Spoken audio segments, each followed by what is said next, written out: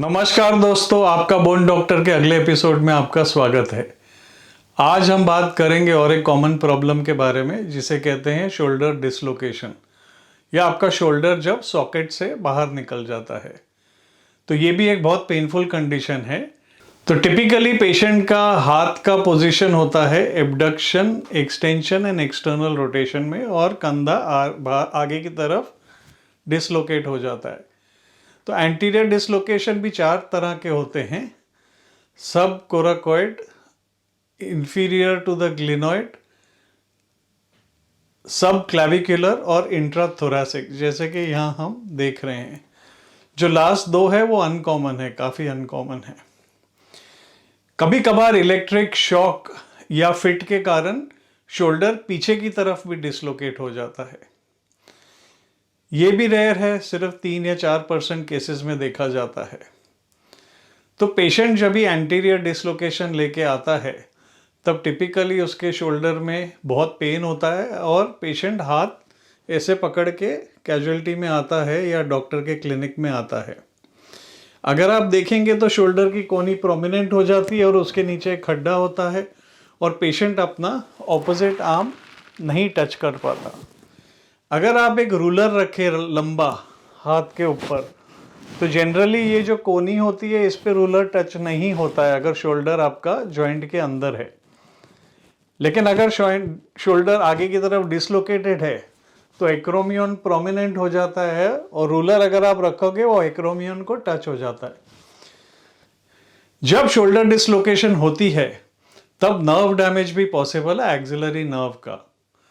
तो जब patient dislocation लेके आता है हम एबडक्शन वगैरह चेक नहीं कर सकते, लेकिन इस एरिया में थोड़ी नमनेस होती है, इसे रेजिमेंटल पैच एरिया कहते हैं।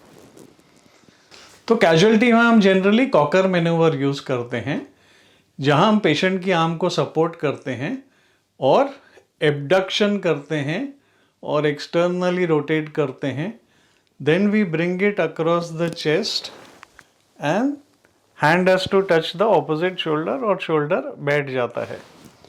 दूसरे भी मेथड्स हैं जहाँ पेशेंट को उल्टा लटकाते हैं और वेट हैंग करते हैं, या तो सीधा ट्रैक्शन देते हैं, एक्जिला में एक टॉवल डाल के ऊपर की तरफ खींचते हैं और हाथ को नीचे की तरफ खींचते हैं। तो ऐसे कई मेथड्स डिस्क्राइब्ड है, जो सर्जन कंफर्टेबल है जिस मेथड से वो यूज़ करता है, और फिर हम शोल्डर को इस तरह से इमोबिलाइज कर देते हैं थोड़े हफ्तों के लिए और बाद में फिजियोथेरेपी चालू होती है। तो ये थोड़े क्लिनिकल फाइंडिंग्स मैंने बताए।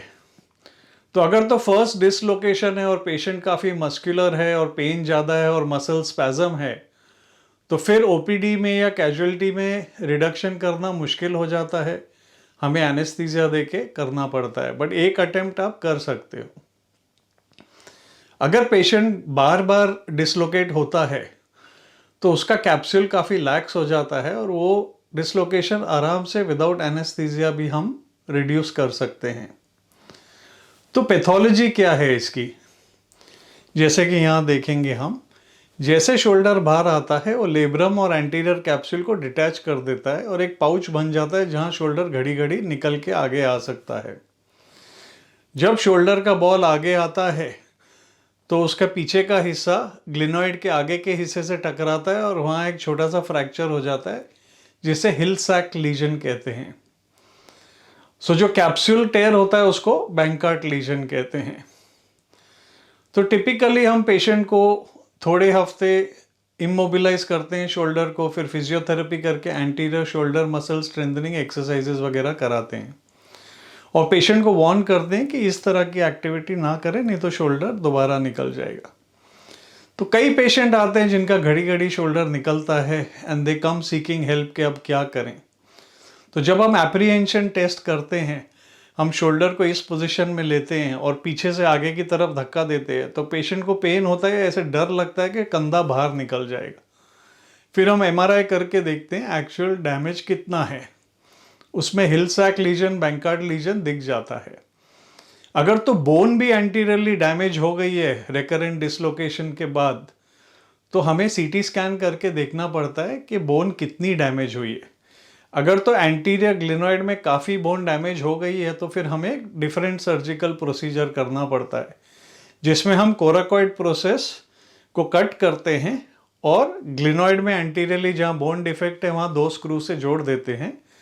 तो ये एक फिजिकल ब्लॉक भी देता है और डायनामिक मस्कुलर स्लिंग भी बन जाता है, तो शोल्डर बाहर नहीं आता। रेगुलर एंटीरियर डिसलोकेशंस जहाँ बोन डैमेज ज़्यादा नहीं है वहाँ हम सिर्फ आर्थ्रोस्कोप के ज़रिए कैप्सूल और लेब्रम को रिपेयर करते हैं एंटीरियरली, और वो जो पाउच बना होता है जहाँ कंधा घड़ी घड़ी निकल जाता है उसे हम बंद कर देते हैं। तो इससे पेशेंट को फिर बाद में रिहैबिलिटेशन करके फिर normal sporting activities after a few months patient resume कर सकता है। तो आज का एपिसोड यहीं ख़त्म होता है। अगर आपको पसंद आया हो तो शेयर करिए, सब्सक्राइब बटन दबाइए और हमारे अगले एपिसोड का इंतज़ार करिए। Thank you.